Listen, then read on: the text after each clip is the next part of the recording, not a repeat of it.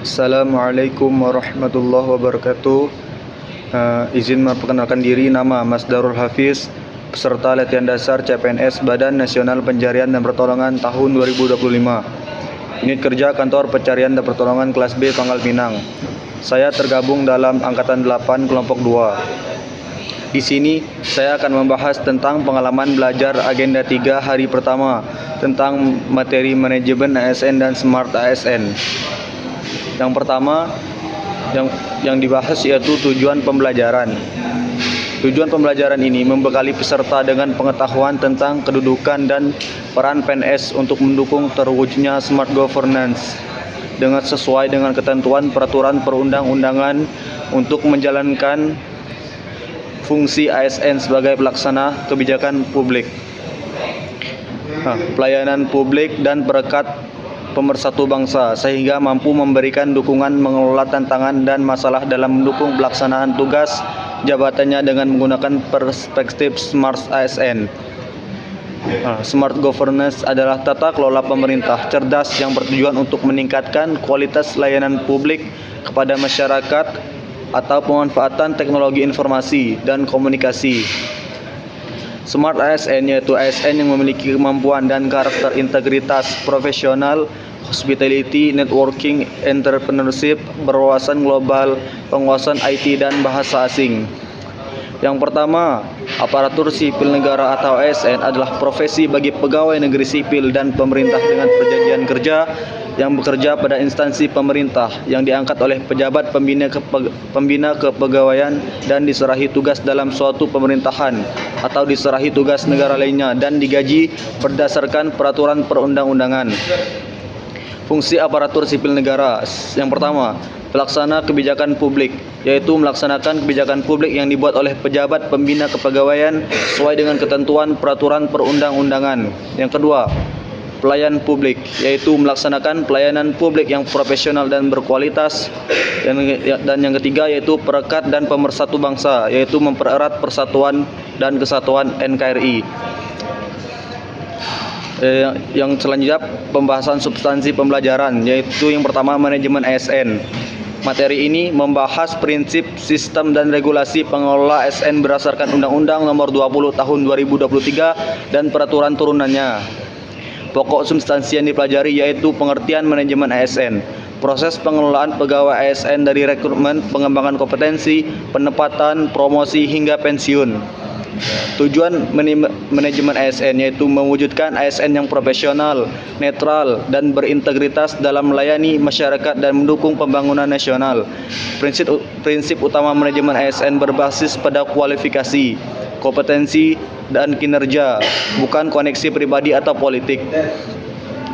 Manajemen kinerja dan pengembangan kompetensi, yaitu pentingnya penilaian kinerja berbasis hasil kerja dan pengembangan melalui pelatihan serta penguatan budaya kerja.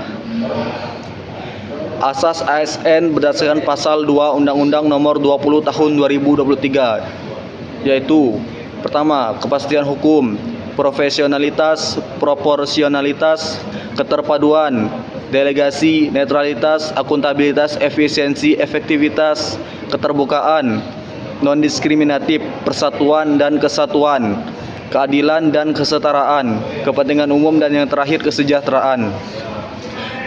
Nilai dasar ASN berdasarkan pasal 3 Undang-Undang Nomor 20 Tahun 2023, yaitu ASN harus memegang teguh nilai dasar berakhlak, yaitu berorientasi pelayanan, akuntabel, kompeten, harmonis, loyal, adaptif, dan kolaboratif. Nilai-nilai ini menjadi pedoman perilaku ASN dalam bekerja dan berinteraksi. Selanjutnya, kode etik ASN berdasarkan pasal 4 Undang-Undang Nomor 20 Tahun 2023, yaitu kode etik mengatur norma moral yang menjadi landasan perilaku ASN.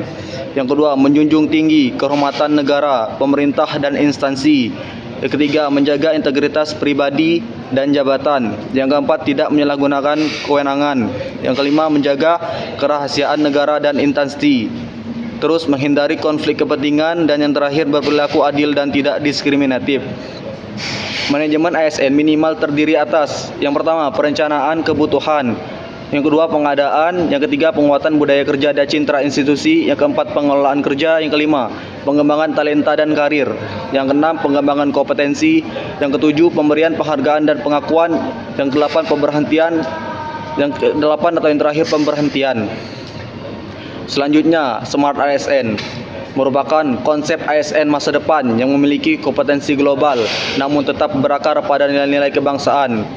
Karakteristik Smart ASN yang dipelajari yaitu yang pertama, berintegritas tinggi, nasionalisme yang kuat, profesionalisme dalam tugas, berwawasan global, menguasai teknologi informasi, melayani dengan sepenuh hati, bekerja lintas budaya dan kolaboratif, dan yang terakhir berorientasi pada hasil dan inovatif.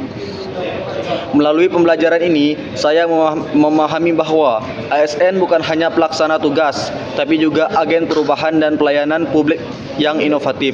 Manajemen ASN yang baik dan akan menciptakan birokrasi yang adaptif dan responsif. Sebagai CPNS di Basarnas, penting bagi saya untuk menumbuhkan semangat menjadi Smart ASN dalam penguasaan teknologi SAR, kerja tim, dan pelayanan yang tanggap bencana. Pembelajaran agenda 3 hari pertama ini cukup memberikan saya pemahaman tentang pentingnya pembelajaran berbasis sistem merit dan perlunya transformasi ASN menjadi Smart ASN. Pengetahuan ini akan bermanfaat dalam tugas sebagai reskuer Basarnas untuk menjadi ASN yang profesional, adaptif, dan berdedikasi tinggi. Sekian penjelasan yang dapat saya berikan, semoga bermanfaat bagi kita semua. Afiknam Jagat Samagram, we are family. Wassalamualaikum warahmatullahi wabarakatuh.